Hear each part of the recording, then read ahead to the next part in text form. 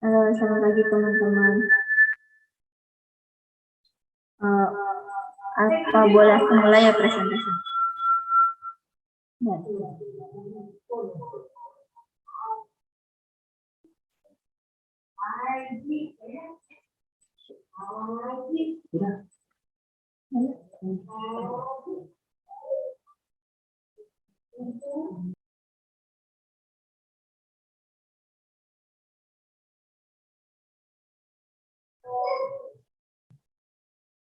Cek.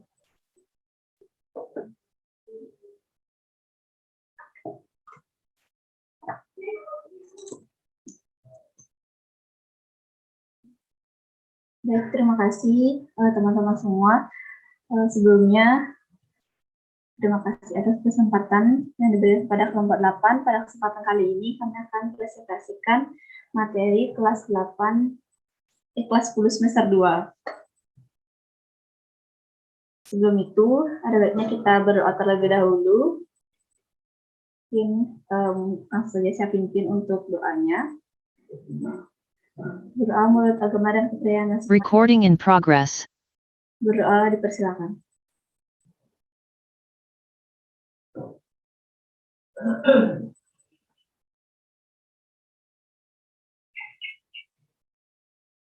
Berdoa selesai.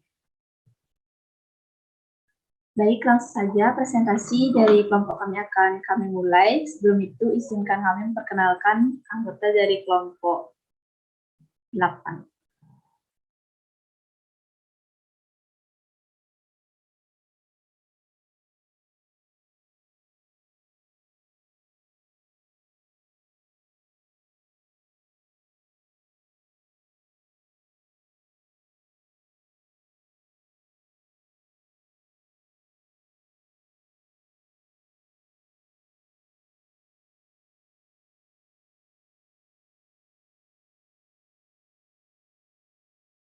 Baik, saya mohon izin perkenalkan anggota dari kelompok 8. Yang pertama ada saya sendiri, Niputuri Restrianti. Yang kedua ada Nyoman Tri Fabiolantini. Yang ketiga ada Putu Herlina Vidya Karisma. Dan yang terakhir ada Komolindari Yulia Pratiwi. Baik, menurut arahan dari Bapaknya, pertama kita akan membahas soal HOTS terlebih dahulu.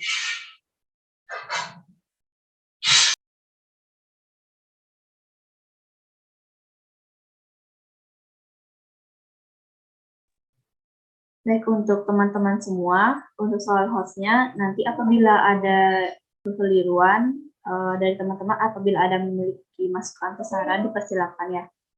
Baik, untuk soal yang pertama, akan saya jelaskan.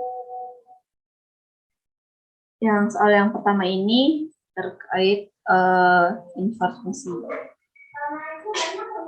Soalnya, penyelesaian fungsi f yang meletakkan r ke r dan g yang meletakkan r ke r dinyatakan oleh gx sama dengan 3x plus 2 dan f bulatan gx sama dengan 6x min 4. Jika f inverse fungsi dari f, nilai dari f inverse 4 adalah penyelesaiannya yang kita itu kan gx sama dengan 3x plus 2 dan f bulatan gx sama dengan 6x min 4. Dan ditanya adalah inverse 4. Yang pertama yang harus kita lakukan adalah menentukan nilai fx dari f bulatan gx sama dengan 6x min 4. Fgx sama dengan 6x min 4. Kita masukkan nilai gx-nya yaitu 3x plus 2, maka dapat 2 dikali 3x plus 2 kurang 8, maka fx itu sama dengan 2x kurang 8. Selanjutnya menentukan f inverse x. Langkah-langkah menentukan inverse suatu fungsi yaitu pertama, misalkan y sama dengan fx. Yang kedua, nyatakan x dalam y. Yang ketiga, ganti x menjadi f inverse x dan y ganti dengan x. Fx sama dengan 2x min 8. Y sama dengan 2x dikurang 8. Kita pindah ruaskan, y ditambah 8 sama dengan 2x. Jadi didapat x sama dengan y plus 8 per 2. Jadi f inverse x sama dengan x plus 8 per 2. Kemudian kita mencari f inverse 4. Kita tinggal masukkan x-nya itu sama dengan 4, maka didapatkan hasil yaitu 6. Mungkin dari teman-teman apabila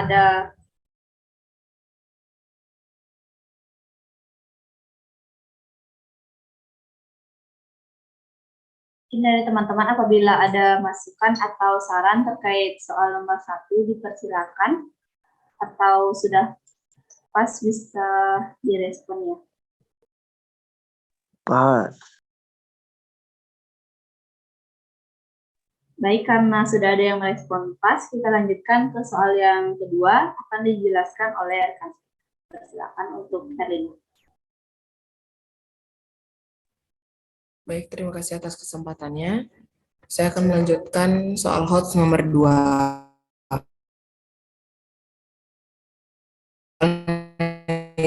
Itu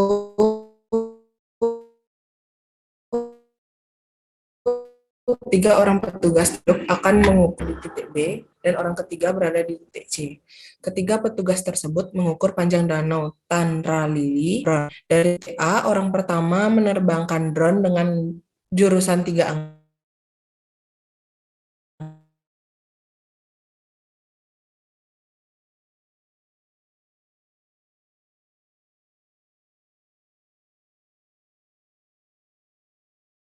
Drone terbang selama 25 menit. Kemudian dari titik kecepatan 0,6 km per jam. Jika P panjang danau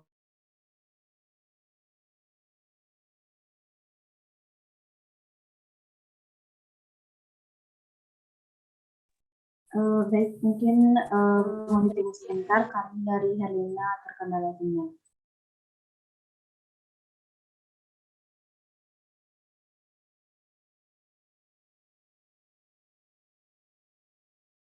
Baik, mungkin bisa dilanjutkan, Herlina.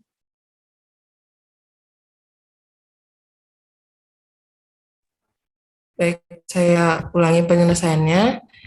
Sudut ABC sama dengan 180 derajat dikurangi 115 derajat dikurangi 55. AB sama dengan 25 per 60 dikali 0,6 sama 4 km. Kita ubah menjadi meter, menjadi 400 meter. Nah, aturan kosinus itu ada AC kuadrat sama dengan AB kuadrat ditambah BC kuadrat dikurang 2 dikali AB dikali BC dikali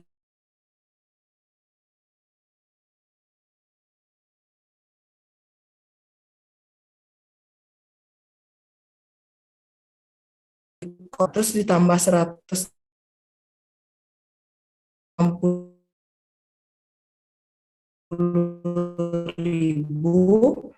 dikurang 100.000. Nah, cos 120 kuadran 2 yang cosnya itu bernilai negatif berarti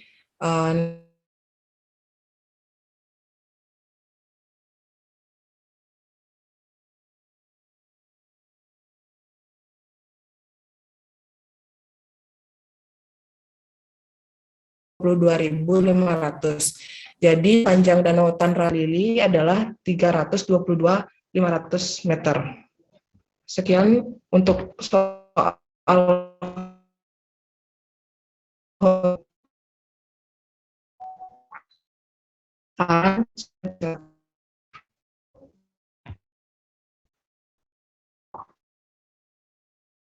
Jika tidak, bisa lagi tekan kelasnya.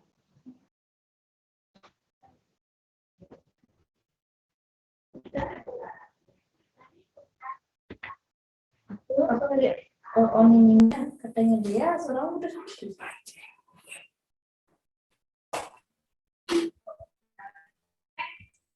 Bagaimana sekarang untuk soal nomor 2 sudah pas atau bagaimana?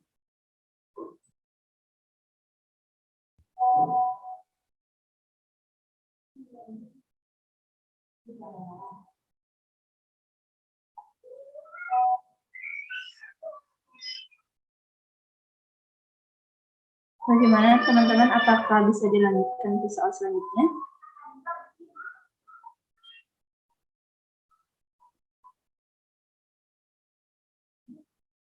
Baik, karena tidak ada respon, mungkin kita lanjutkan ke soal yang ketiga. Soal nomor 3 akan dijelaskan oleh Windari. Untuk Windari dipersilakan.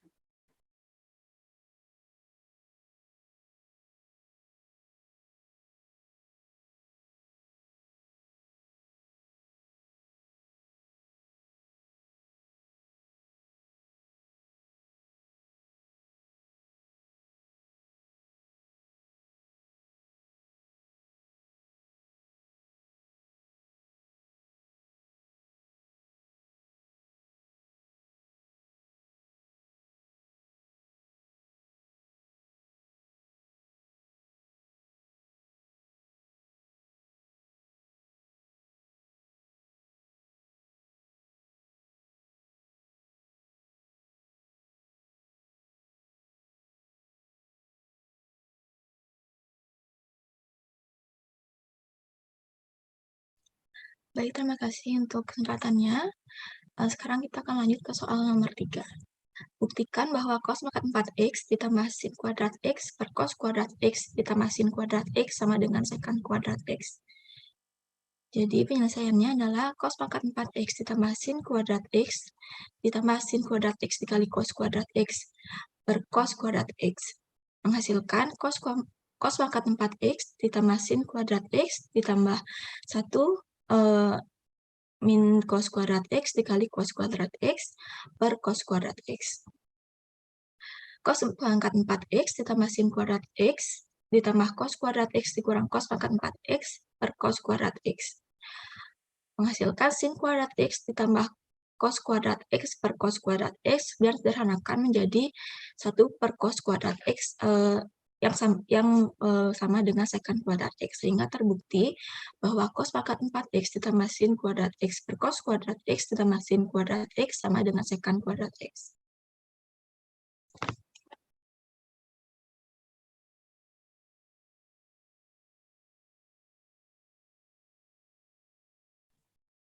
Baik, dari teman-teman semua, apakah ada masukan atau saran untuk soal nomor 3? Atau sudah bisa dilanjutkan ke soal selanjutnya?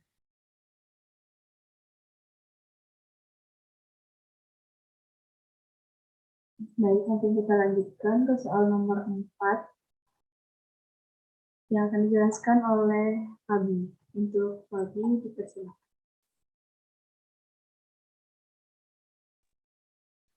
Baik, terima kasih atas waktu yang telah diberikan pada saya. Di sini saya akan melanjutkan soal HOTS nomor 4. Itu diketahui persamaan A kuadrat tambah B kuadrat itu sama dengan 5, kemudian A kali cos theta dikurang B cos theta sama dengan 1, dengan A, B lebih dari 0. Pertanyaannya, nilai dari A sin theta ditambah B cos theta adalah, itu yang pertama penyelesaiannya, kedua ruas dikuadratkan, yaitu A cos theta dikurang B sin theta kuadrat sama dengan 1 kuadrat. Itu A kuadrat cos kuadrat theta ditambah B kuadrat sin kuadrat theta dikurang 2AB sin theta kali cos theta sama dengan 1. Kemudian cos kuadrat theta itu sama dengan 1 kurang sin kuadrat theta. Sehingga hasilnya A kuadrat dikali 1 dikurang sin kuadrat theta ditambah B kuadrat, sin kuadrat theta itu diubah jadi 1 dikurang cos kuadrat theta. Dikurang 2AB kali sin theta kali cos theta sama dengan 1. A kuadrat dikurang A kuadrat sin kuadrat theta ditambah B kuadrat dikurang B kuadrat cos kuadrat theta dikurang 2AB sin theta cos theta sama dengan 1. Sama dengan A kuadrat ditambah B kuadrat dikurang 1 sama dengan A kuadrat sin kuadrat theta ditambah B kuadrat cos kuadrat theta ditambah 2AB sin theta cos theta. Nah, selanjutnya itu A kuadrat ditambah B kuadrat dikurang 1 sama dengan untuk ruas kanan itu jadinya A sin theta ditambah B cos theta kuadrat. Kemudian A sin theta ditambah B cos theta sama dengan plus minus akar ini untuk semuanya sebenarnya. Akarnya akar A kuadrat ditambah B kuadrat dikurang 1. Dimana tadi kan di sini di soal ada A kuadrat tambah B kuadrat itu sama dengan 5, artinya 5 dikurang 1 sama dengan 4. Sama dengan A plus minus akar 4 sama dengan plus 2 atau negatif 2. Untuk soal nomor 4, apakah dari rekan-rekan ada yang ingin ditanyakan atau merevisi? Saya persilahkan.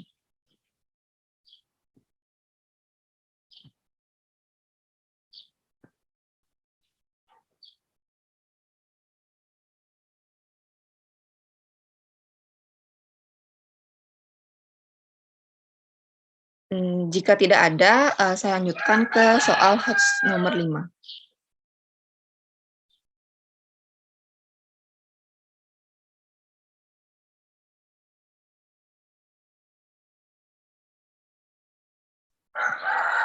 Soal HOTS nomor 5 itu jika diketahui kosekan B sama dengan 2 dan sudut beta berada di kuadran 2, maka tentukan nilai dari yang pertama kotangan beta, yang kedua B sin beta, C cos beta.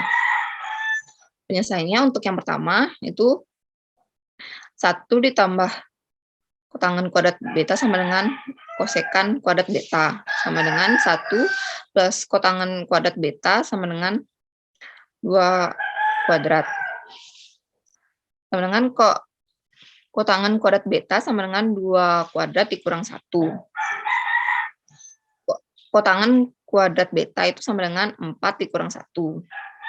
Kotangan kuadrat beta sama dengan 3. Kotangan beta sama dengan plus minus akar 3.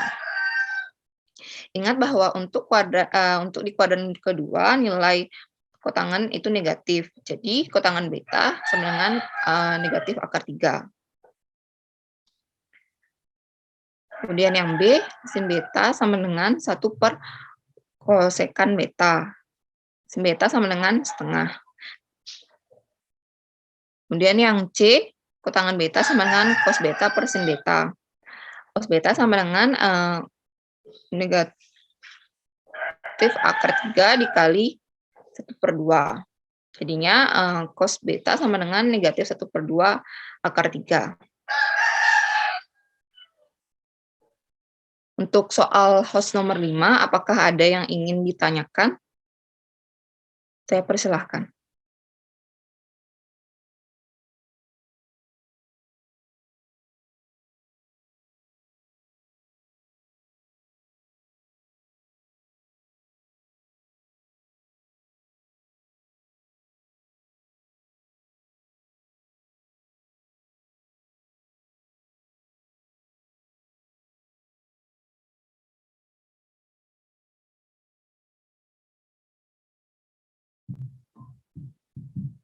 Terima kasih, Fabi sudah menjelaskan nomor 4 dan nomor 5. Dari rekan-rekan bagaimana, apakah ada yang ingin ditanyakan dari soal nomor 1 hingga nomor 5?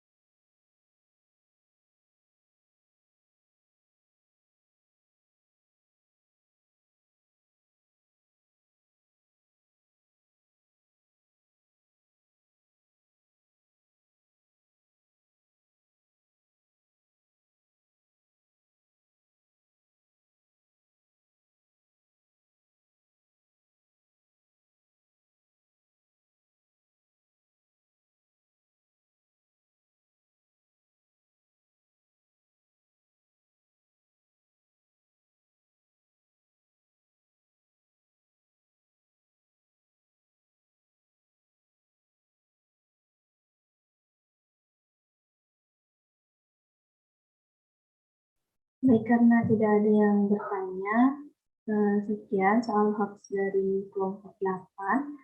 Untuk selanjutnya mungkin kita tunggu Bapaknya seperti arahan dari Bapaknya untuk melanjutkan presentasi. Terima kasih.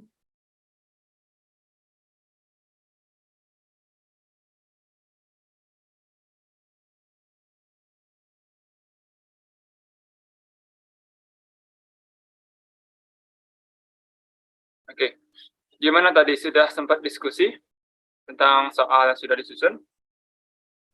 Di sini Pak untuk soal hoaxnya sudah dijelaskan tadi. Oke. Ada masalah? Dari teman-teman belum ada yang menyampaikan masukan atau yang lainnya Pak. Oke. Kalau gitu kita sekarang langsung masuk ke materinya ya. Baik Bapak.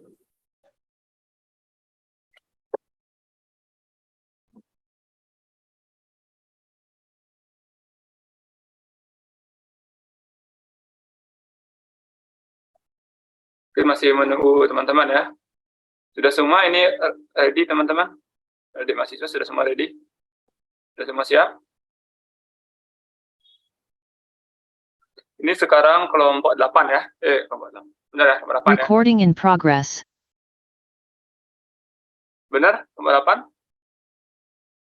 8? Iris? Iya Bapak, kelompok 8. Nanti Bapak minta ini kelompok 8, minta kelompok 2 ya. Kelompok 2 siapa? Saya Bapak. Di kelompok 2 silahkan bahas ini materi disampaikan kelompok 8 ya. Kalau ada pertanyaan bisa langsung dipotong silahkan ya. Supaya tidak lewat terlalu jauh ya. Oke, kelompok 2 siap ya. Yang lain juga ya. Di kelompok 2 wajib. Yang lain bisa menyampaikan pendapat atau pertanyaan juga. Silakan, Iris. Nanti. Baik, terima kasih. Mungkin kita perkenalkan ulang anggota dari kelompok 8. Yang pertama ada saya sendiri, Putri Rustianti. Yang kedua ada Nyoman Tri Fabiantini. Yang ketiga ada Putu Helena Fidya Karisma. Dan yang keempat ada Poinari Yulia Pratiwi. Materi yang akan kita bahas pada hari ini adalah materi kelas 10 semester 2. Poin pembahasannya yang pertama ada komposisi dan inverfungsi, yang kedua trigonometri, yang ketiga konsepsi dan solusi, dan yang terakhir ada soal odds yang sudah kita bahas tadi. Baik, langsung saja kita ke pembahasan yang pertama. Yang pertama akan saya jelaskan. Pertama adalah komposisi dan inverfungsi. Nah, apa itu komposisi fungsi? Itu adalah fungsi hasil pengkombinasian atau penggabungan fungsi-fungsi lain dengan syarat tertentu yang disebut dengan komposisi fungsi. Jika F memetakan A ke B yang dinyatakan dengan pasangan terurut, F sama dengan himpunan X, Y, di mana X elemen A dan Y elemen B, dan G memetakan B ke C yang dinyatakan dengan pasangan terurut G sama dengan himpunan Y, Z, di mana Y elemen B dan Z elemen C, dengan fungsi H adalah komposisi F dan G. Fungsi Hx sama dengan G Fx adalah komposisi dari fungsi F dan G. Dengan demikian dinamakan fungsi komposisi. Komposisi disimbolkan dengan bulatan. Bentuk Gfx ditulis dengan G bulatan F dalam kurung X atau Hx sama dengan dalam kurung G bulatan F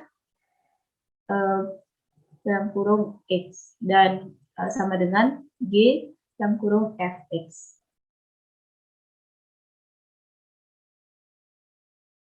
Yang kedua, inverse fungsi. Misalkan F korespondensi 1,1 dari himpunan A ke himpunan B. F memetakan A ke B, dan F inverse memetakan B ke A. Yang kita ketahui itu inverse fungsi itu adalah kebalikan dari fungsi. Karena B sama dengan FA dan A sama dengan F inverse B, maka FA sama dengan B.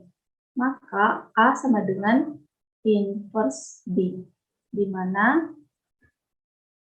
domain F sama dengan ring dari inverse. Ring dari inverse sama dengan ring dari fungsi sama dengan domain dari inverse. Fungsi komposisikan dengan inverse X sama dengan F inverse, komposisikan dengan F X sama dengan X. Nah, di sini ada langkah-langkah menentukan inverse suatu fungsi Fx. Yang pertama itu, misalkan Y sama dengan Fx.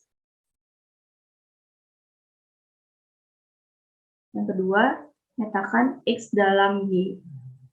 Yang ketiga, ganti X menjadi F inverse X dan Y ganti dengan X.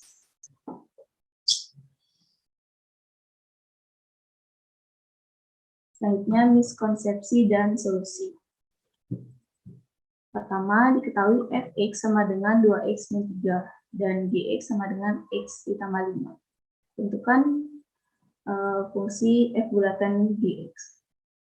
Nah, kesalahan yang dilakukan siswa itu untuk menyelesaikannya, nah yang diketahui itu kan Fx sama dengan 2x dikurang 3 ditambah Gx sama dengan x ditambah 5.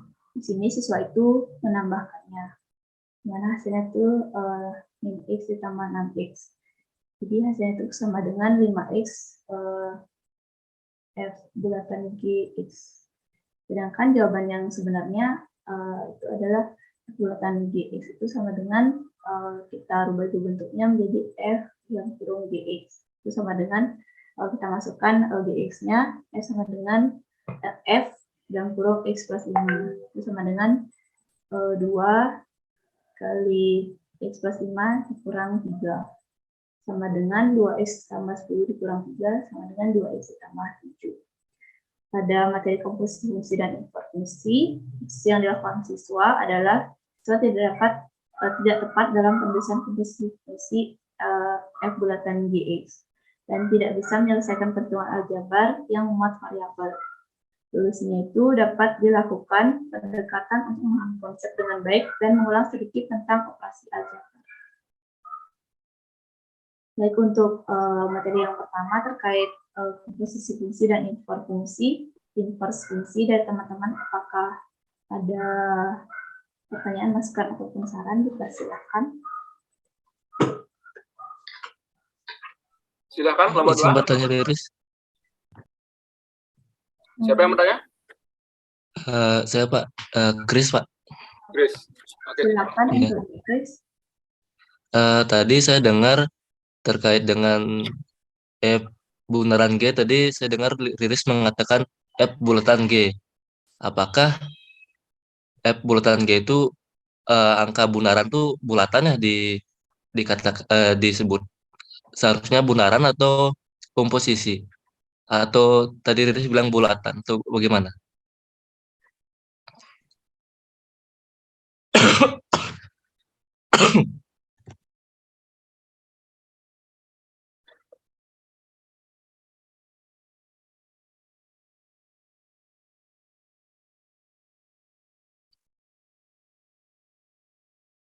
Bagaimana Riris atau anggota kelompok yang lain? Silakan ditanggapi. Izin menanggapi, Bapak. Ya, silakan. Mohon maaf, mungkin saya ada kekeliruan yang sering saya dengar itu adalah bundaran bundaran Gx.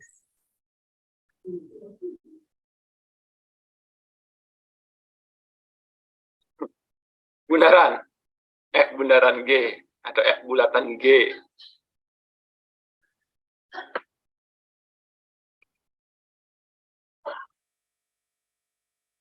Apa yang benar?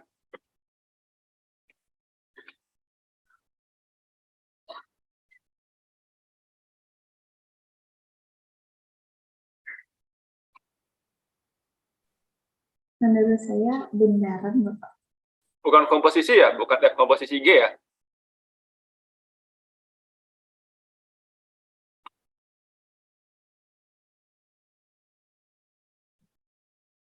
Menurut saya Saya sebenarnya kurang tahu yang mana yang tepat Bapak, namun saya terkadang membaca komposisi dan juga bundaran.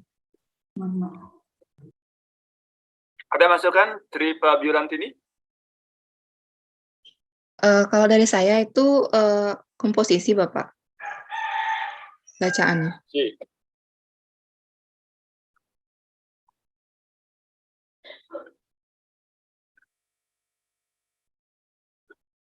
Oke. Entah itu bulatan, bundaran ya. Itu kan sebenarnya hanya cara bacanya ya. Hanya cara bacanya sebenarnya ya. Artinya bagaimana kesepakatan kita bersama siswa nanti. Kalau dibawa ke ranah umum, orang umum F bulatan G. Nah, pasti orang-orang akan berpikir, apa yang maksudnya bulatan ini ya? Ya. Tapi kalau dibilang F komposisi G, oh mereka jelas paham, oh ini fungsi komposisi, gitu kan. Kadang-kadang bahkan saya sering bacanya FOG. Kan? Fog, udah cepat-cepatnya kan. FOG, GOH ya kan. Tapi kalau orang hanya dengar saja, tidak melihat, bisa miskonsepsi gitu.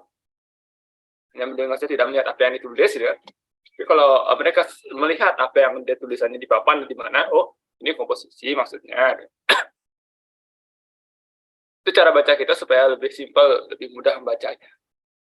Yang jelas, yang harus dipahami adalah antara guru yang menjelaskan di depan dengan siswa yang menyimak itu paham maknanya. Itu hanya bahasa, hanya nama kan. Itu bisa kita gunakan asalkan ada kesepakatan di awal. Ya. Sama seperti istilah di matematika, misalkan apa? Ring misalkan. Kalau sesama orang matematika yang sudah belajar struktur aljabar, bicara tentang ring gelanggang kan paham maksudnya kan. Tapi kalau kalian bicara dengan olahragawan, bicara ring ya, ring tinju jadinya gitu. Jadi tergantung dengan siapa kita berbicara, audiensnya siapa. Kalau sudah ada kesepakatan di awal, tidak masalah. Tapi kalau mau untuk audiens yang umum, nah mungkin seperti masukan dari Chris ataupun dari Tripa Biolantini, komposisi itu lebih aman. Nah, terkait dengan itu, yang tadi di kesalahan siswa itu memang seperti itu ya. Fx sama dengan 2x plus min 3 tambah gx sama dengan, gimana itu maksudnya? Kok bisa tambah gx sama dengan x plus 5?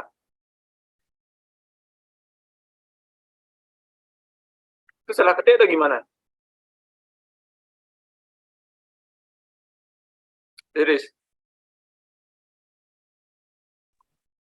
Harusnya itu gini Bapak, fx langsung ditambahkan gx-nya. Oh gitu maksudnya. Ya, mohon maaf. Nah ini juga di belakangnya sama dengan 5x kurung f OG, Bapak baca O ya, FOG X gitu kan. Kok 5x kali F posisi G gitu jadinya kan. Selain penjumlahan juga kadang-kadang karena dia bulatan ya, siswa juga bisa mikirnya kali di sana. F kali G itu lebih dekat jadinya kan. Oh, F komposisi G, F kali G ini dikalikan F dan G-nya.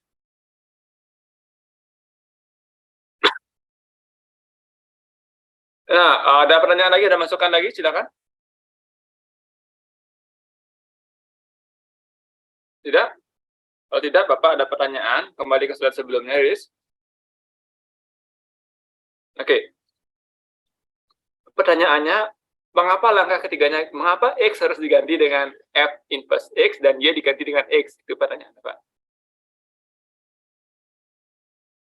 Mengapa langkahnya seperti itu? Ya, 1, 2, oke, tidak masalah. Misalkan Y sama Fx, nyatakan X dalam Y. Langkah ketiganya mengapa seperti itu? Dasarnya apa?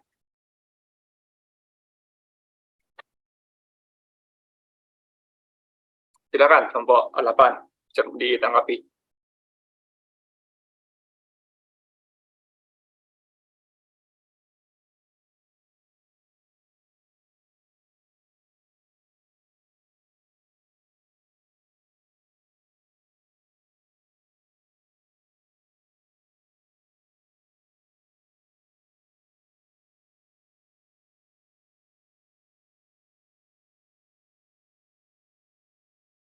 Yang lain juga bisa menanggapi ya, kalau kelompok 8 belum ada respon, yang lain juga boleh. Pada prinsipnya itu sebenarnya adalah konsep dari inverse. Coba kalian terjemahkan, elaborasi. Mengapa? Emang sih kita dulu pas kita belajar pasti diberikan informasi seperti itu kan? Akan diberikan seperti ini. Ganti X-nya dengan F inverse X, Y-nya ganti dengan X. Tapi pernah nggak kita berpikir, mengapa sih harus seperti itu? Dasarnya apa? Karena setiap langkah terus ada dasarnya. Coba dipikirkan ya. Apa sih saya harus ikuti cara itu? Ya, silakan.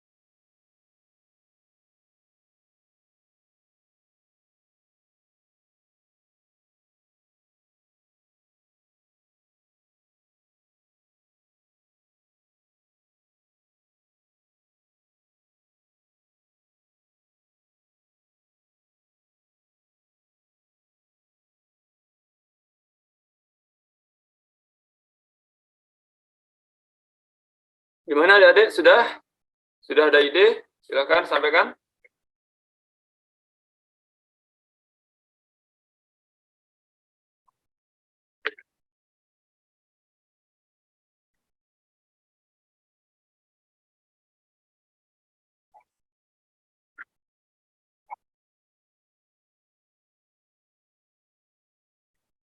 Apa sih definisi inverse?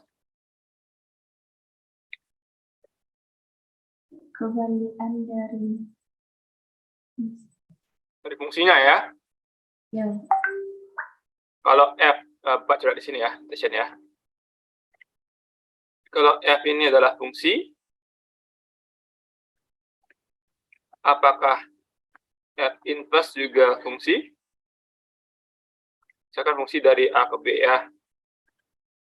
Berarti F inverse adalah fungsi dari B ke A, benar?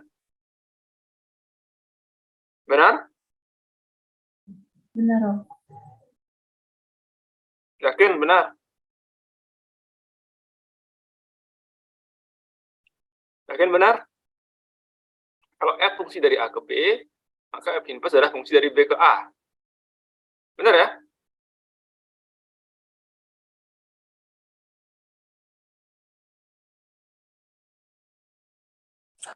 Apa nggak sih Pak A ke B juga?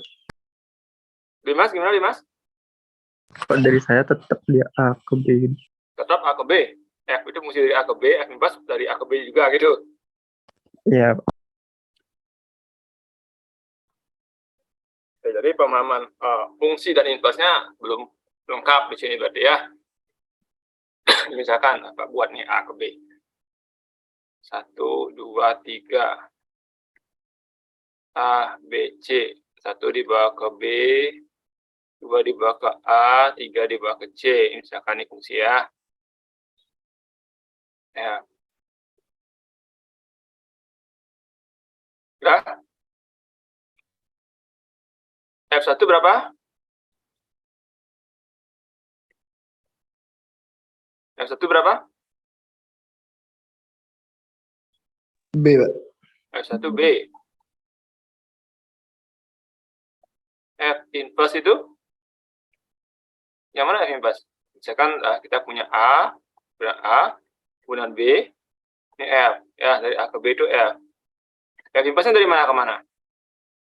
Dari B ke A. Dimas, sudah Dimas? Dimas?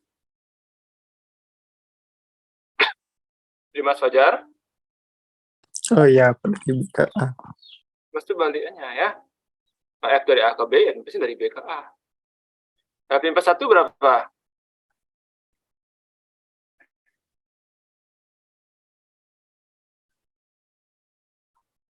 Berapa F inverse 1?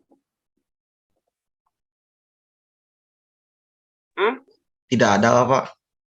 Tidak ada ya, karena F inverse-nya tidak bisa bekerja di satu kan. F inverse-nya di A, B, C kan dari B kan. F inverse B, 1 gitu kan.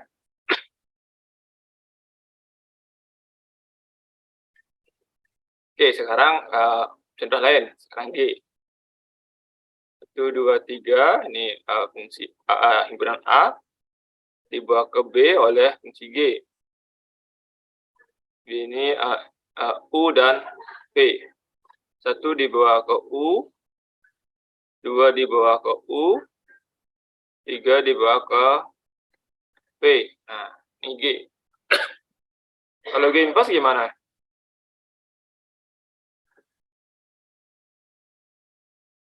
Berarti dari B ke A ya? Benar ya, dari B ke A ya?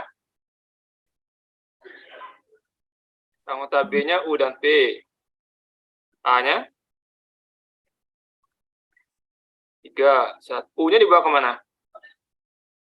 U-nya ke 1 dan 2. U ke 1. U juga dibawa ke 2. P-nya ke 3. 3. Jadi ini G inverse-nya ya. Jadi G-nya A ke B ini fungsi bukan? Bukan. G-nya. Oh, G-nya fungsi. Fungsi G inverse-nya? Bukan. Terjawab ya. Jadi F-nya fungsi, F inverse-nya belum tentu fungsi ya. Ini implikasinya salah ya. F-nya fungsi, F inverse belum tentu fungsi. Dia relasi iya ya. Relasi iya. Kalau fungsi nanti dulu ya. Kalau fungsi nanti dulu, harus dicek dulu. Sifat fungsi nggak? Apakah semua elemen B punya pasangan? Apakah yang punya pasangan itu hanya punya satu pasangan? Itu masih pertanyaan ya. Oke, itu pertama. Kemudian, nah kembali ke permasalahan yang Bapak tanyakan tadi. Mengapa langkah ketiganya X-nya diganti dengan F inverse X, Y-nya ganti dengan X? Itu masih jadi pertanyaan ya. Ini Pak hapus dulu ya. Mengapa X-nya diganti dengan F inverse X? Berubah menjadi ini dia. Terus Y-nya diganti dengan X. Mengapa?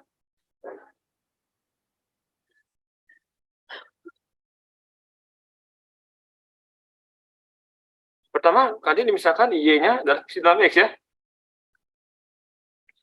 Benar ya?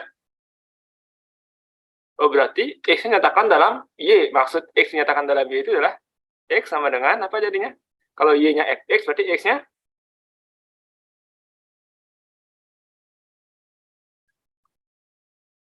benar lah ini.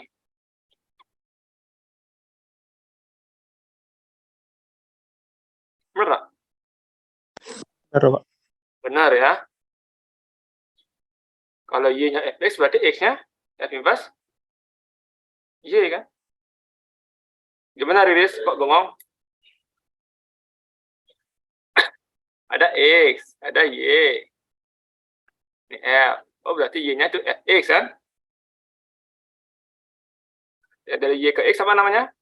F inverse kan? Oh, berarti X adalah F inverse Y. Oke ya. Nah, oke. Sekarang gimana nih? X-nya F inverse Y. Tadi langkah kedua itu nyatakan X dalam fungsi Y, ya kan? Nyatakan X dalam fungsi Y ya. Contoh, misalkan ketemu nanti X sama dengan 2Y tambah 3 per misalkan 5Y, misalkan seperti ini, misalnya ya.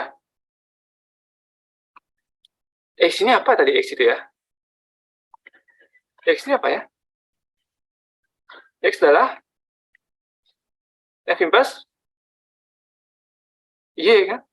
Oh, F inverse Y adalah 2Y tambah 3 per 5Y. Kemudian kalau F inverse A berapa? 2A plus 3 per 5A. Kalau F inverse X berapa? Berapa? 2X plus 3 per 5X. Nggak bisa nangkap ya? Itulah alasannya mengapa X-nya diganti dengan F inverse X, Y-nya diganti dengan udah ya, lihat ya. Alasannya seperti itu. Karena ketika kita membuat seperti ini, ketika kita menyatakan X dalam fungsi Y, sebenarnya yang kita dapatkan itu adalah X sama dengan misalkan G, Y, misalkan seperti itu. Ya, fungsi dalam Y kan? Kita namakan X sama G, Y. Oh, X itu adalah F inverse Y. Berarti F inverse Y sama dengan GY. Oh, kalau saya cari F inverse Y, tinggal ganti Y-nya dengan X kan? F inverse X sama dengan kan seolah-olah mengganti X-nya menjadi F inverse X, Y-nya diganti dengan X. Paham ya?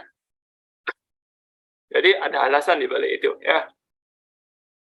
Di balik instannya, di balik cara instannya ganti X dengan F inverse X, Y-nya ganti dengan X. Di balik itu sebenarnya ada konsep. Ya. Nah, makanya hati-hati nanti ketika kalian menjelaskan ke siswa, jangan dibutakan siswanya. Ikuti saja, jangan seperti itu ya. Mungkin mereka akan gampang melihatnya ketika kita berikan contoh seperti yang tadi ini. Nah, kita berikan sebuah contoh. Jangan langsung diganti X dengan F inverse X. Tapi ingat konsep ini. X itu adalah F inverse Y. Sehingga dia dapat fungsi inverse dalam Y semua kan. Kan mereka sudah paham tentang variabel kan. Kalau fx sama dengan Y sama dengan fx. Kalau x-nya ganti dengan A, fa semuanya ganti dengan A kan gitu kan. Kalau sekarang Y-nya kita ganti dengan X. Kalau mereka belum bisa langsung ubah Y ke X, gunakan variabel mereka lagi seperti ini. Kalau A, oh berubah. Kalau B, oh berubah semuanya. Y-nya jadi B. Kalau X, oh berubah jadi X. Oh ternyata dapat F inverse X. Jadi di awal silahkan muterlah lagi sedikit ya.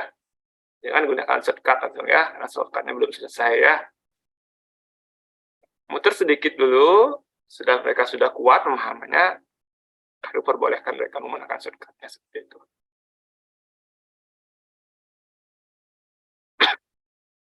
Supaya konsepnya kuat juga di mereka.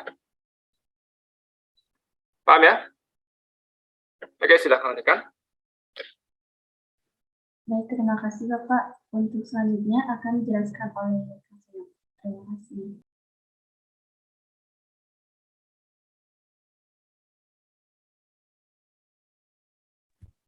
Baik, terima kasih atas kesempatannya. Saya akan menjelaskan tentang materi trigonometri, yaitu rasio trigonometri segitiga siku-siku, sin, cos, tan, cosec, sek, dan kotan. Nah, perbandingan trigonometri yaitu sinus atau sin, kosinus atau cos, tangan atau tan, kosekan atau kosek, sekan atau sek, dan kotangan atau kotan. berasal dari membandingkan sisi-sisi sebuah segitiga siku-siku. Nah, dari gambar segitiga siku-siku di samping didefinisikan bahwa sin alfa sama dengan sisi depan sudut alfa, yaitu adalah B, per sisi miring, yaitu adalah bagian C. Nah, di sini untuk menghafalnya itu kita bisa menggunakan sin demi atau sin depan miring. Nah, selanjutnya ada cos alfa, sisi samping sudut sudut alfa yaitu A per sisi miring yaitu sudut C. Untuk menghafalnya itu ada cosami atau cos samping per miring. Yang ketiga ada tan alfa sama dengan sisi depan sudut alfa yaitu adalah B dan per sisi samping yaitu adalah A. Untuk menghafalnya itu bisa dengan tan desa, tan depan per samping. Nah, selanjutnya ada kosekan alfa sama dengan 1 per sin alfa atau C per B. Terus yang kelima ada sekan alfa sama dengan 1 per cos alfa atau sama dengan C per A. Yang selanjutnya ada kotan alfa sama dengan 1 per tan alfa sama dengan A per B. Nah, karena A, B, dan C adalah panjang sisi-sisi sebuah segitiga siku-siku, maka hubungannya memenuhi dalil Pitagoras, yaitu A kuadrat plus B kuadrat sama dengan C kuadrat. Selanjutnya ada nilai trigonometri sudut istimewa. Nah, di sini ada tabel, yaitu menggunakan tabel di kuadran 1. Karena kuadran 1 itu memiliki nilai yang semuanya bernilai positif. Kosinus, tangan, dan sinusnya semua bernilai positif. Nah, di kuadran 1 ini memiliki rentang sudut antara 0 derajat hingga 90 derajat. Dengan nilainya semua positif. Nah, di kuadran 2 itu memiliki rentang sudutnya dari 90 derajat hingga 180 derajat dengan nilai kosinus dan tangannya negatif, sinusnya positif. Nah, pada kuadran 3 itu memiliki rentang sudut dari 180 derajat hingga 270 derajat dengan nilai sinus dan kosinusnya negatif, tangannya positif. Selanjutnya pada kuadran 4 yaitu memiliki rentan sudut dari 270 derajat hingga 360 derajat. Dengan nilai sinus dan tangannya negatif, kosinusnya positif. Izin bertanya, Herlina. Ya, dipersilakan.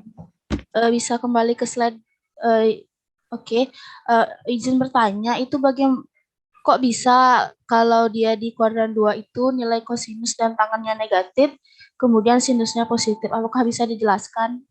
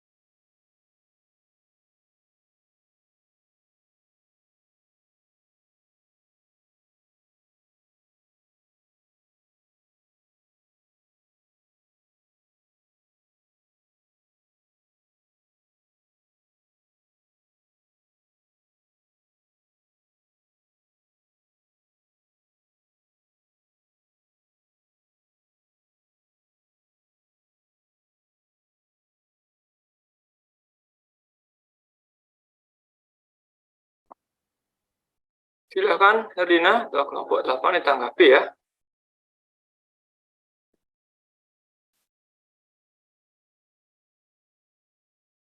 Ini pertanyaannya memang menarik ya dari Saryani ya. Memang seringkali siswa akan bertanya seperti itu. Mengapa di kelas 1 positif dan 2, 3, 4-nya mengapa negatif? Mengapa ada yang negatif gitu ya? Gimana rasionalnya? Ada lagi satu pertanyaan yang terkait itu. Tadi kita tanya sinus itu sin demi ya, depan bagi miring ya.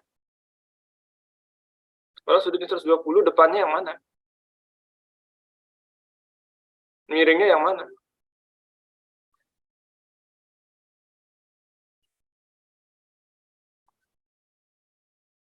Itu pertanyaan lanjutannya ya. Kalau berpatokan pada sin depan miring, cos samping miring, tan depan samping. Kalau sudutnya lebih dari 90 bagaimana?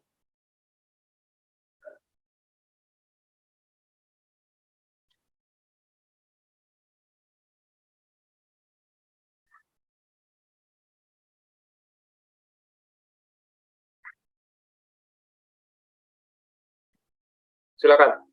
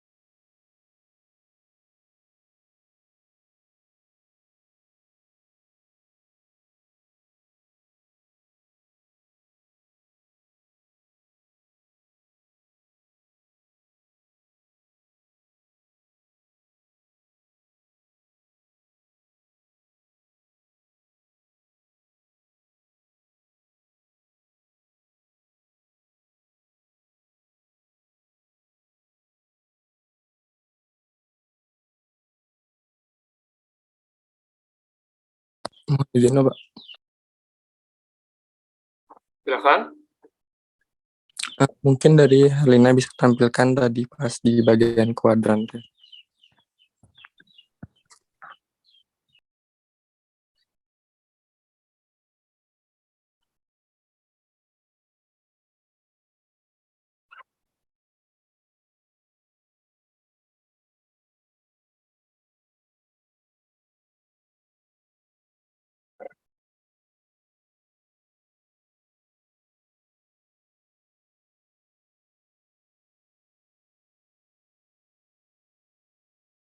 Oke, baik. Jadi saya ingin membantu menjawab terkait dari pertanyaan Saryani. Kenapa di kuadran 1 positif, kuadran 2 ada negatif? Nah, kita lihat dulu diagram Cartesius. Nah, di sana di diagram Cartesius itu kan sumbu X-nya itu kan bernilai positif yang ke kanan. Terus yang ke atas sumbu Y-nya itu bernilai positif. Nah, maka di kuadran 1 itu kita bisa tentukan nilainya yaitu positif-positif.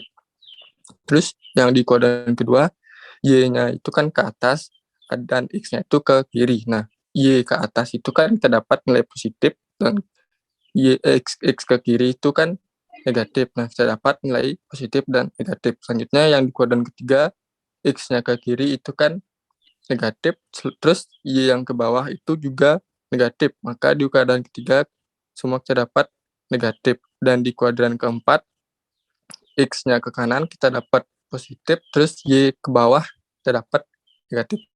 Mungkin sekian yang dapat saya jawab dari pertanyaan Saryani, Pak.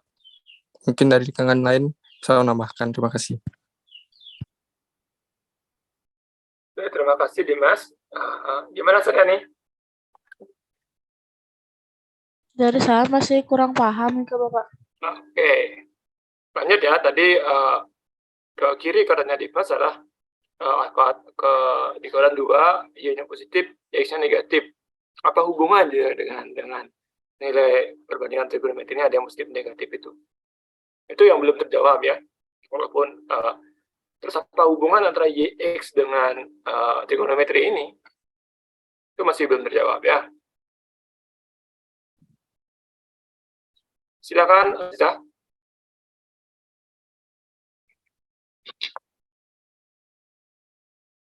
Ya.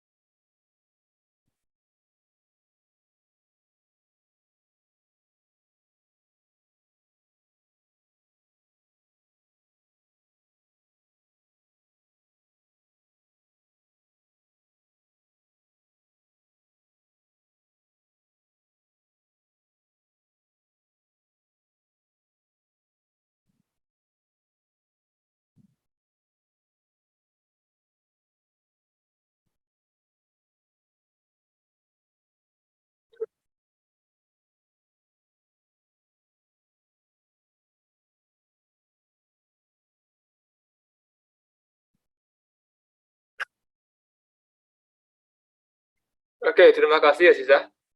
Nah, jadi seperti disampaikan Siza tadi ya, ketika kita masuk ke sudut yang lebih umum, yang tidak hanya di kuadran 1 saja, maka definisi dari trigonometri itu ada penyesuaian ya.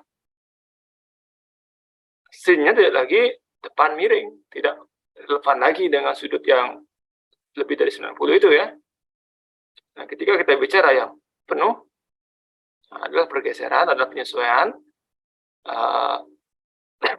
Kalau secara geometris, seperti disampaikan Sisa tadi,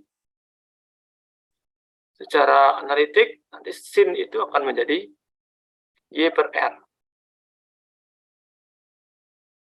Ya, sin-nya Y per R, cos-nya X per R, tangannya Y per X. Jadi itu yang bisa kita gunakan nanti.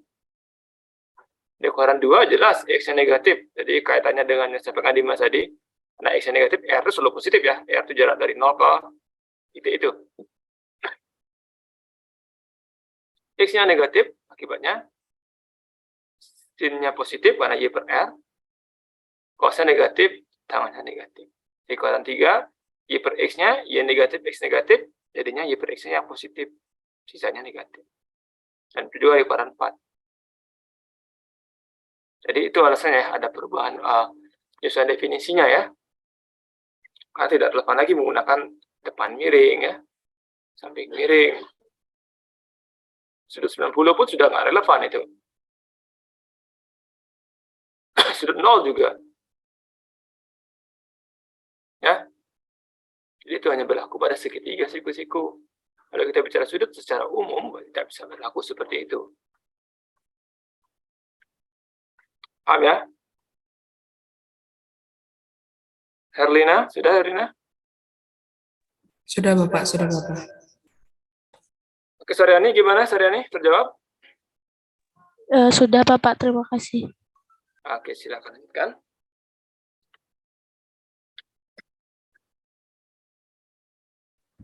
Baik, akan saya lanjutkan ke sudut berelasi.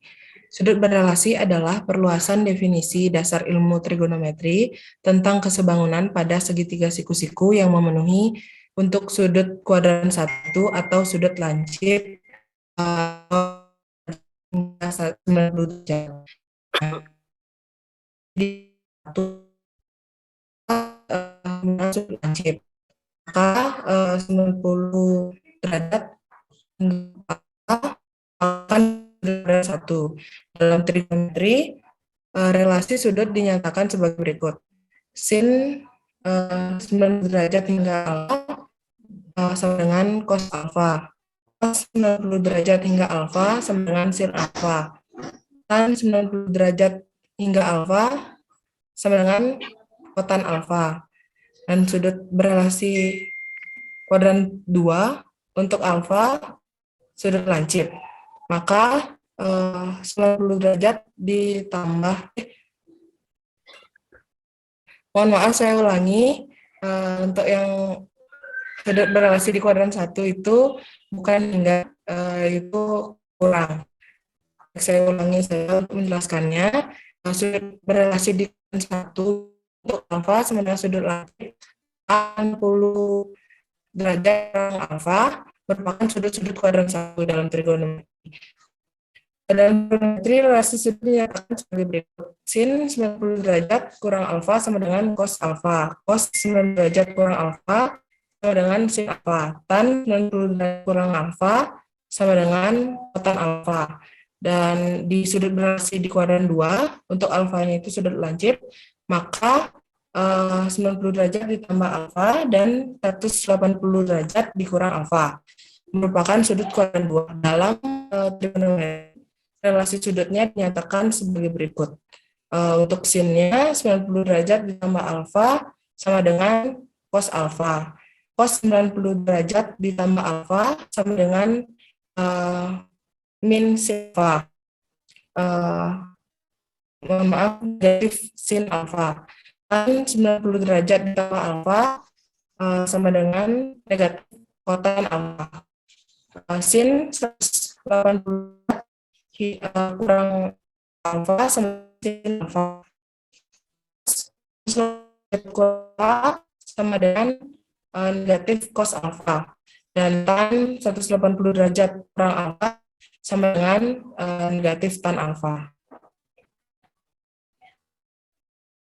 Untuk materi selanjutnya dijelaskan oleh rekan saya. Baik, terima kasih. Izin bertanya. Ya, Dek. Coba slide yang pertama tadi.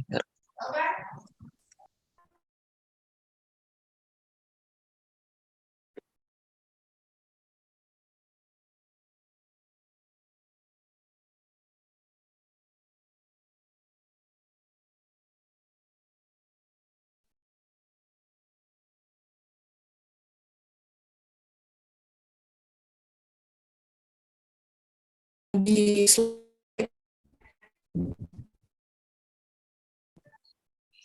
slide yang pertama, yang pengertian trigonometri.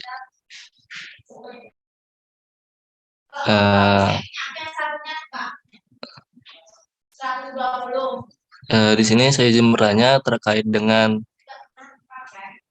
alfa. Kenapa dalam mencari sin kostan, alfanya itu harus kurang dari 90 derajat? Atau bisa kita sebut sudut lancip. Kenapa seperti itu?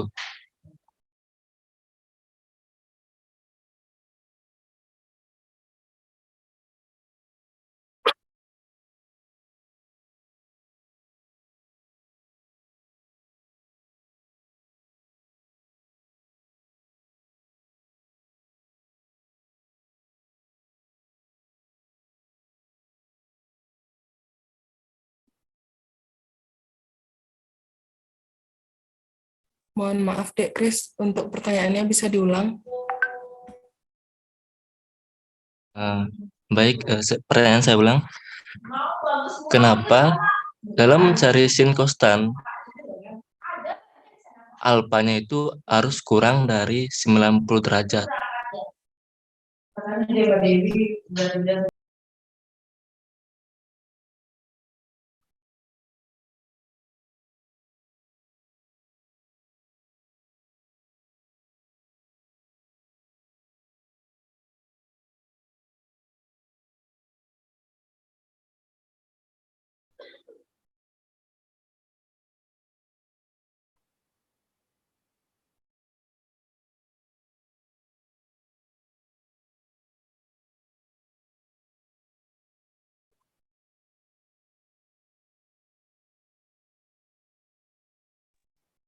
Izin mencoba menanggapi pertanyaan dari Chris, di mana kan kita berawal dari menggunakan gambar segitiga siku-siku. Di mana kita ketahui bahwa di sini sudutnya itu 90 derajat. Kemudian jumlah dari ketiga sudut segitiga itu adalah 160. Sehingga alfanya tidak mungkin lebih dari 90 karena 180 dikurang 90 sama dengan 90 derajat. Itu dari saya. Mungkin dari rekan-rekan yang lain ada jawaban lain. Terima kasih.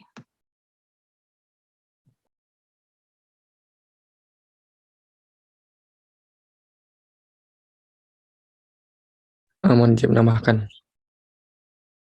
Nah, mungkin dari pertanyaan dari Chris itu kenapa di alpha itu bisa tidak lebih dari 90. Nah, kita lihat pada gambar yang ada di slide ini. Nah, kita misalkan saja pada sudut di A itu adalah beta. Nah, di B kan udah ada alpha.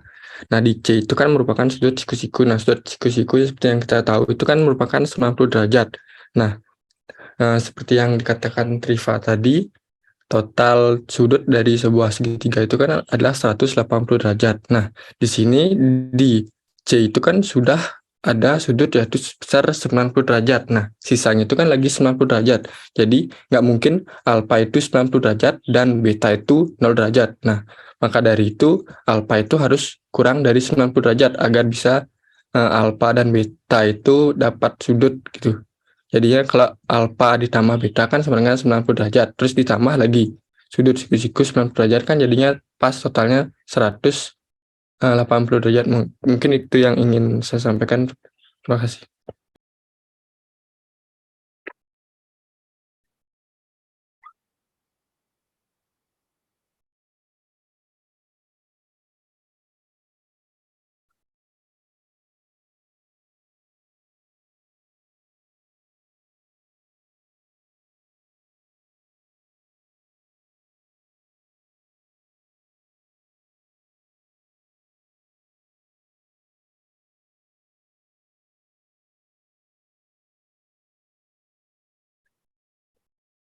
Bagaimana? Yang lainnya silahkan berikan masukan.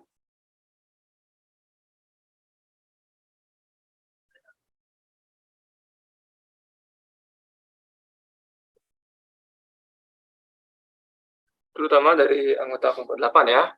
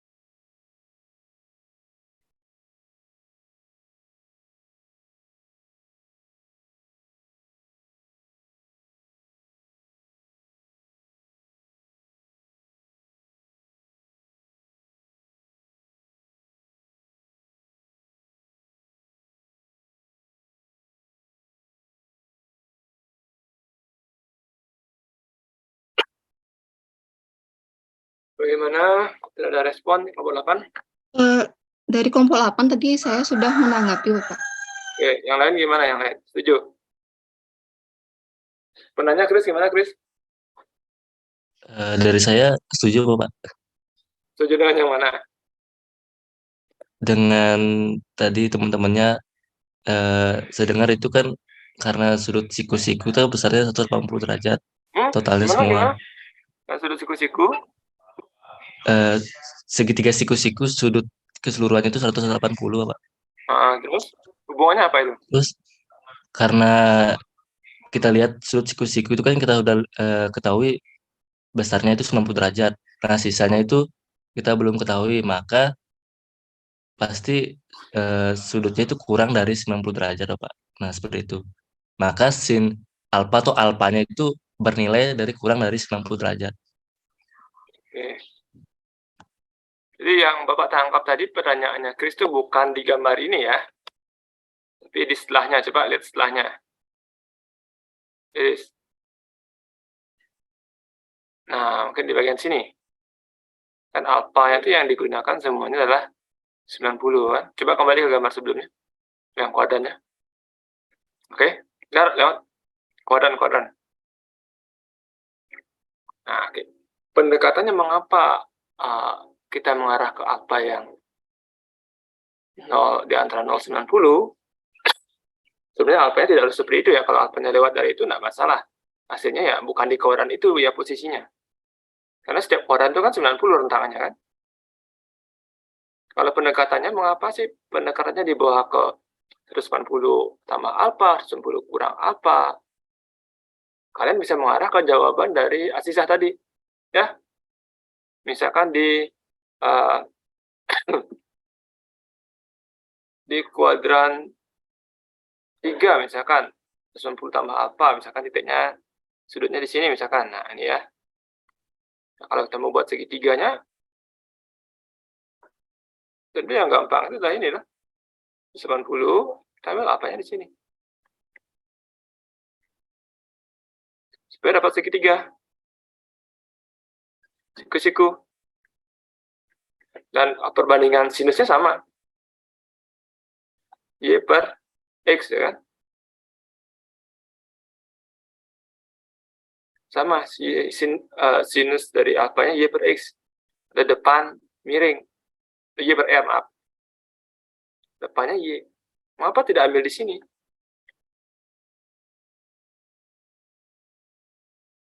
Kalau kita ambil di sini, berarti sudutnya adalah 270 dikurangi apa?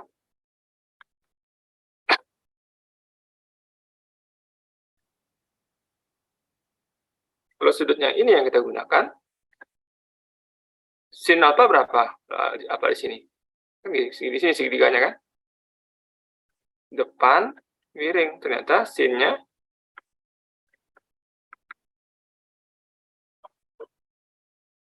X per R.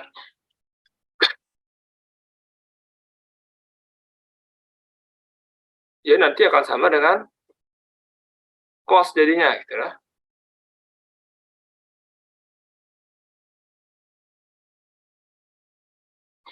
Sehingga kalau menggunakan patokan 90 dan 270, dia akan berubah sin jadi cos, cos jadi sin, tangan jadi ke tangan gitu. Ya, sana digunakan 180-nya dengan sebagai patokan dan nolnya.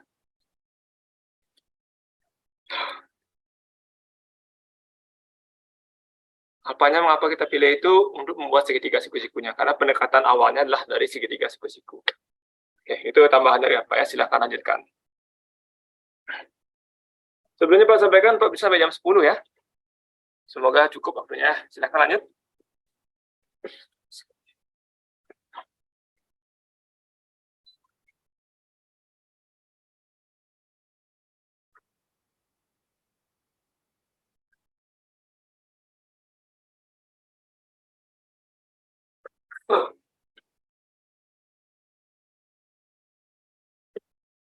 Terdengar suara Bapak? Terdengar, Bapak. Silakan lanjutkan. Baik, terima Mohon kasih. maaf sebelumnya Bapak. udah. Terima kasih Bapak.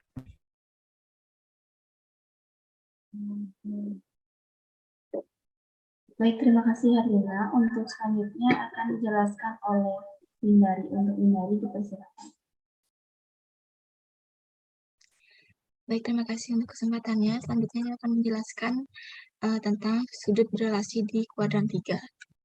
Untuk alfa sama dengan sudut lancip, maka 180 derajat ditambah alfa dan 270 derajat dikurang alfa merupakan sudut yang berada di Ini kuadran. langsung dilewati saja ya.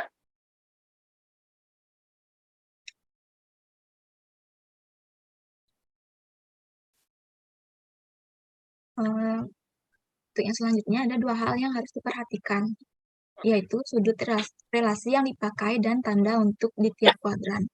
Untuk relasi 90 derajat, Oke, ini sama seperti yang Pak sampaikan tadi ya. Kalau Pak 1070 ada perubahan sana ya. Tapi kalau 90 dan 360 sin dap sin cos dap sin tan. Langsung lewati.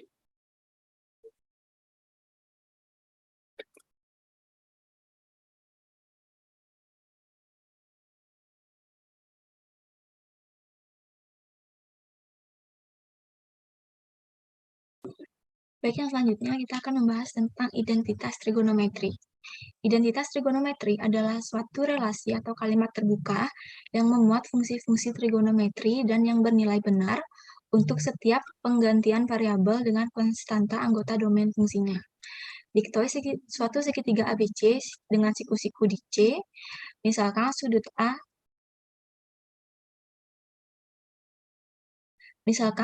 sama dengan alfa, sudut B sama dengan B, dan AB sama dengan C, dan AC sama dengan B. Pada segitiga ABC, seperti pada gambar samping, diperoleh bahwa C kuadrat ditambah A kuadrat ditambah B kuadrat. Selain itu, kita juga dapat menuliskan untuk setiap besaran sudut alfa berlaku bahwa yang pertama, sin kuadrat alfa ditambah cos kuadrat alfa sama dengan 1.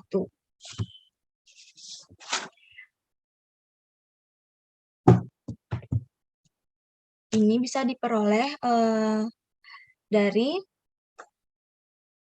kita lihat pada gambar segitiga, di mana sudutnya berada di A. Kemudian kita mengetahui bahwa sin alfa menjadi A per C, kemudian untuk cos alfa menjadi B per C. Kemudian berlaku aturan Pitagoras, yaitu A kuadrat ditambah B kuadrat sama dengan C kuadrat. Kemudian kita akan membaginya dengan C kuadrat sehingga didapatkan hasil A kuadrat per C kuadrat ditambah B kuadrat per C kuadrat sama dengan C kuadrat per C kuadrat menjadi A per C kuadrat ditambah B per C kuadrat sama dengan 1. Kemudian seperti yang kita ketahui, A per C tadi merupakan sin alfa, maka A per C kuadrat menjadi sin kuadrat alfa, kemudian B per C adalah cos alfa, maka B per C kuadrat sama dengan cos kuadrat alfa, dan satunya tetap, sehingga diperoleh sin kuadrat alfa ditambah cos kuadrat alfa sama dengan 1. Kemudian dapat dipindah ruaskan menjadi sin kuadrat alfa sama dengan 1 kurang cos kuadrat alfa, atau cos kuadrat alfa sama dengan 1 dikurang sin kuadrat alfa. Kemudian untuk yang B, 1 per kotangan kuadrat alfa sama dengan kosekan kuadrat alfa. Ini dapat diperoleh dari sin kuadrat alfa ditambah cos kuadrat alfa sama dengan 1 dibagi dengan sin kuadrat alfa. Sehingga diperoleh sin kuadrat alfa per sin kuadrat alfa ditambah cos kuadrat alfa per sin kuadrat alfa sama dengan 1 per sin kuadrat alfa. Sin kuadrat alfa dibagi sin kuadrat alfa menghasilkan 1. Kemudian cos kuadrat alfa per sin kuadrat alfa menghasilkan dari identitas perbandingan menghasilkan kotangan kuadrat alfa, kemudian 1 per sin kuadrat alfa dari identitas kebalikan dihasilkan kosekan kuadrat alfa, sehingga dapat dirubah menjadi kotangan kuadrat alfa sama dengan kosekan kuadrat alfa dikurang 1, atau kosekan kuadrat alfa dikurang kotangan kuadrat alfa sama dengan 1. Kemudian untuk yang terakhir, tan kuadrat alfa ditambah 1 sama dengan sekan kuadrat alfa. Ini dapat diperoleh juga dari persamaan sin kuadrat alfa ditambah cos kuadrat alfa sama dengan 1 dibagi dengan cos kuadrat alfa, sehingga menghasilkan sin kuadrat alfa dibagi cos kuadrat alfa ditambah cos kuadrat alfa dibagi cos kuadrat alfa sama dengan 1 per cos kuadrat alfa. Sin kuadrat alfa dan cos kuadrat alfa menghasilkan tangan kuadrat alfa, kemudian cos kuadrat alfa dibagi cos kuadrat alfa menghasilkan 1, dan 1 per cos kuadrat alfa menghasilkan secant kuadrat alfa, sehingga dapat dirubah menjadi tangan kuadrat alfa sama dengan secant kuadrat alfa dikurang 1, atau tangan kuadrat alfa dikurang secant kuadrat alfa sama dengan 1.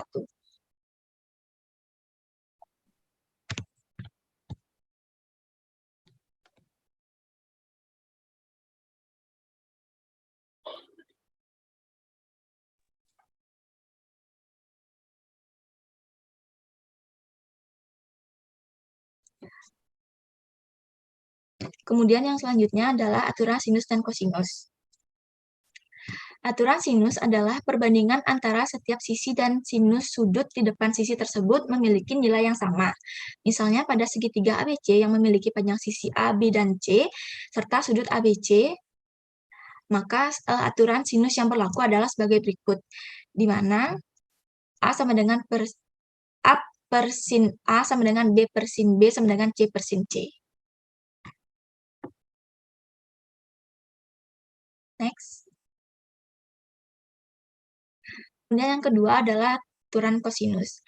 Aturan kosinus adalah hubungan antara panjang sisi segitiga dan nilai kosinus dari salah satu sudut yang ada di dalam segitiga tersebut. Misalnya pada segitiga ABC yang memiliki panjang AB dan C serta sudut ABC, maka aturan kosinus yang berlaku adalah sebagai berikut, di mana A kuadrat sama dengan B kuadrat tambah C kuadrat dikurang 2BC cos A, kemudian B kuadrat sama dengan A kuadrat ditambah C kuadrat dikurang 2AC cos B, kemudian C kuadrat sama dengan A kuadrat tambah B kuadrat dikurang 2AB kali cos C.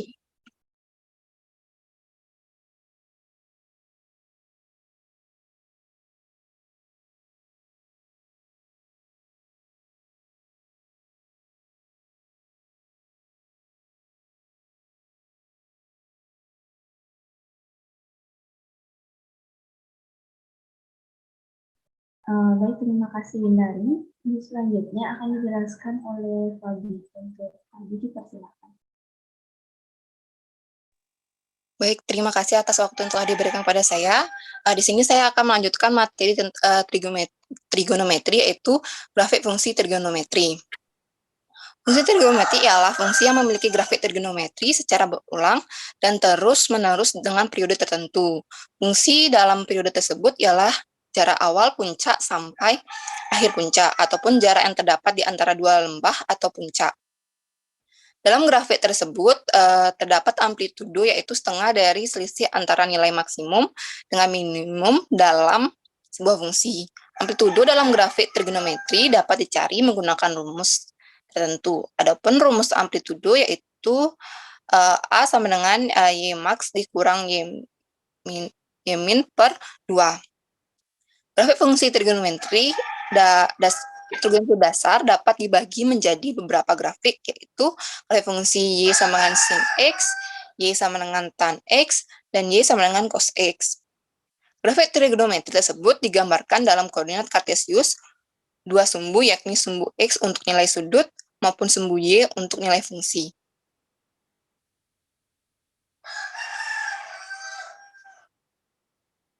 Berikut adalah gambaran umum dari grafiknya. Sumbu X pada grafik materi fungsi trigonometri di atas merupakan nilai sudut yang panjangnya sama seperti keliling lingkaran, yaitu 2πe. Sumbu tersebut memiliki 360 derajat yang setiap satuan derajatnya bernilai 1 derajat. Namun nilai sudut setiap satuan radiannya diubah dalam bentuk pi radian.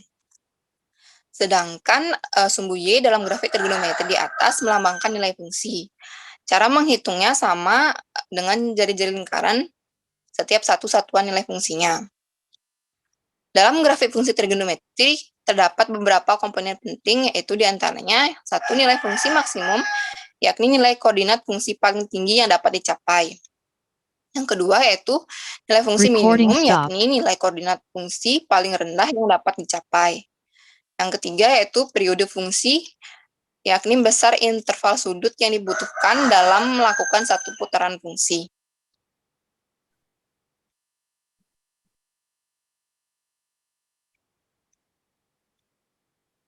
Recording in progress.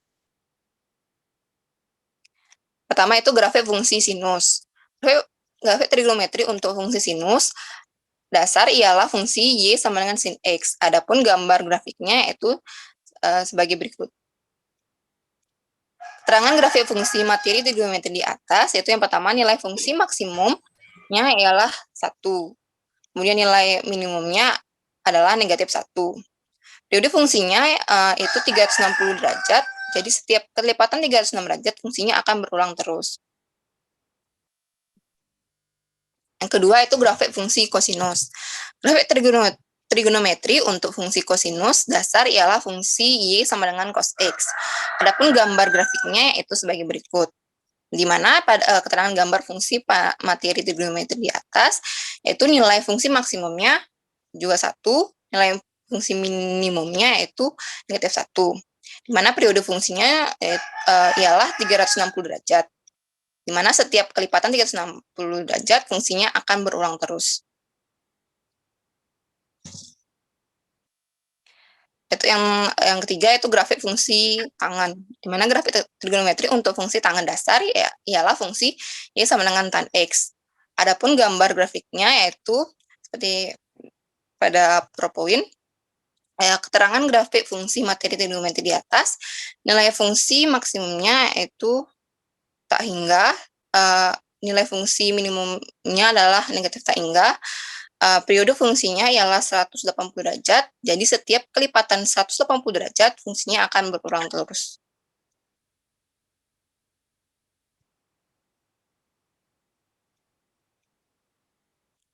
Grafik trigonometri berkembang menjadi fungsi sederhana yang mengalami perubahan nilai minimum, periode fungsi, dan nilai maksimum.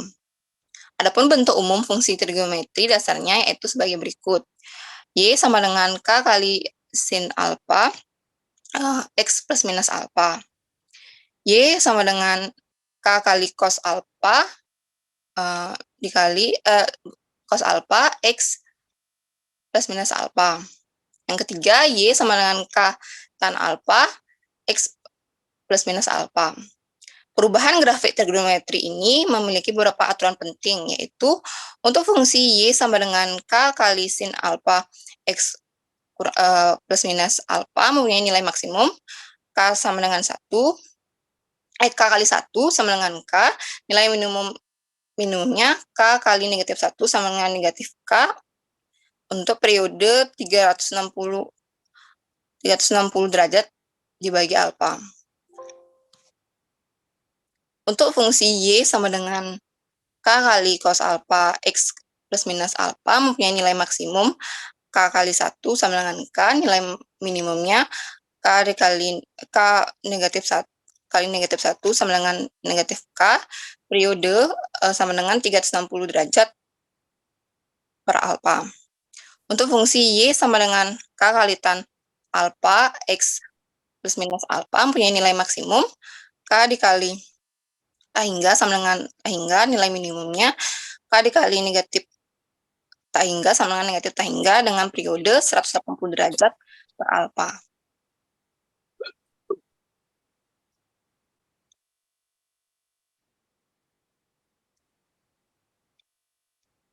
Selanjutnya itu ada miskonsepsi dari bab trigonometri. Itu yang pertama akan dijelaskan oleh rekan saya. Baik, terima kasih untuk miskonsepsi yang nomor 2 ini pada materi trigonometri. Yang A, diberikan segitiga ABC siku-siku di C, jika cos A sama dengan 3/5, tentukan nilai dari sin A dan tan A. Di sini di soal itu dia menjumlahkan dari sisi miring ditambah sisi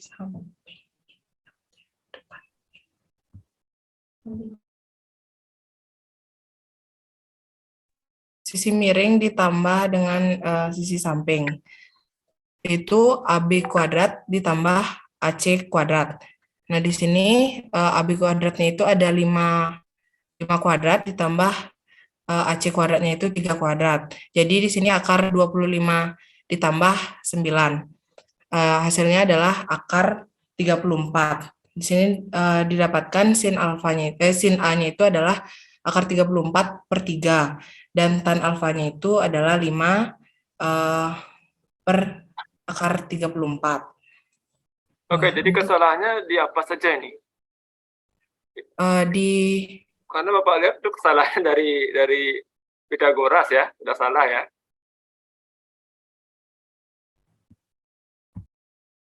Benar nggak? Iya, Bapak. Jadi yang perlu kalian tekankan itu adalah di mana sih sering terjadi kesalahan. Kalau hanya seperti ini, salah dia itu menggunakan definisi itu kan dari awal sekali kan.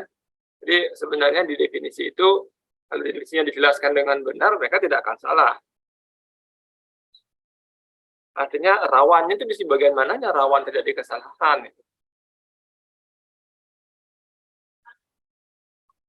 Kalau menurut Bapak nih ya, rawannya ketika dibawa ke sudut 90-nya itu.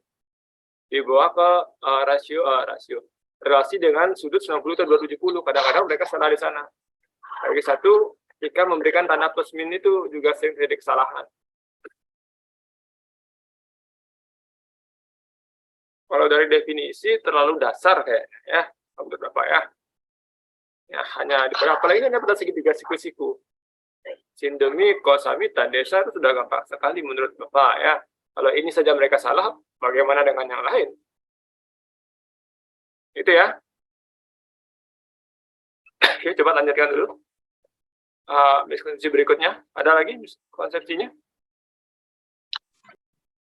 Ini sudah jawaban yang benar, Bapak. Iya, berikutnya. Oke, lanjut.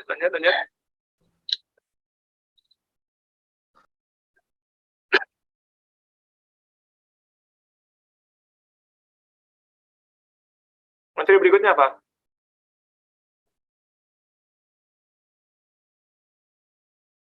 Materi setelah ini apa? Sudah sampai trigonometris sih, Pak. Oke, tadi siapa saja anggota kelompoknya? Riris, Herlina, Triadantini, Windari. Windari. Iya, Bapak. Windari tadi sudah present ya, Windari? Sudah. Sudah, Bapak. Sudah. Oke. Jadi sudah selesai ya semua ya? Iya, Bapak. Ada lagi yang mau disampaikan? Selamat pagi Bapak Ibu. Acara segera kita mulai. Oke, ada?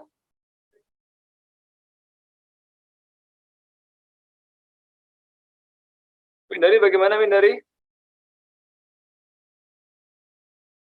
Ada yang mau disampaikan lagi Windari? Dari saya tidak, Bapak.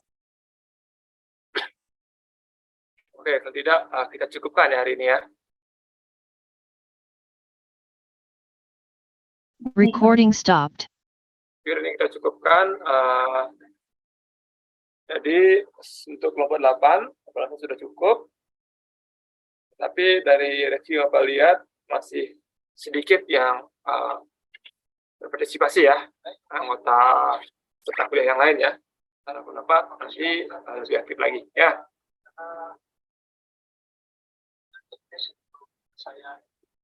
Oke, kalau tidak ada yang sampaikan lagi, terima kasih kelompok 8. Kita akan akhiri dulu pertemuan pagi ini. Saya ketemu lagi minggu depan.